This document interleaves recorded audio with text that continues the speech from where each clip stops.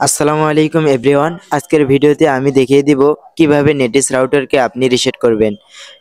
Netis রাউটারকে reset করার জন্য আমরা চলে যাব ক্রোম ব্রাউজারে।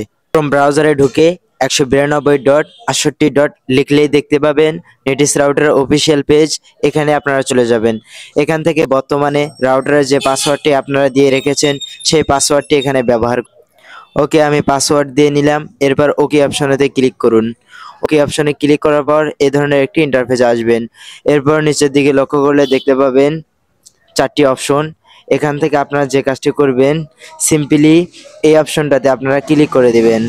এই অপশনে ক্লিক করার সঙ্গেই এ ধরনের একটি ইন্টারফেসে আসবেন। এখানে যদি লক্ষ্য করেন তাহলে দেখতে পাবেন লেখা রয়েছে ওয়াইফাই পাসওয়ার্ড। আপনার পুরাতন পাসওয়ার্ডটি দেখতে পারতেছেন এইটি।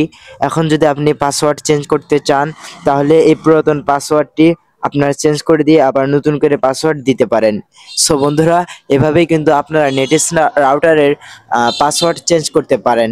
ভিডিওটি ভালো লাগলে অবশ্যই চ্যানেল সাবস্ক্রাইব করুন।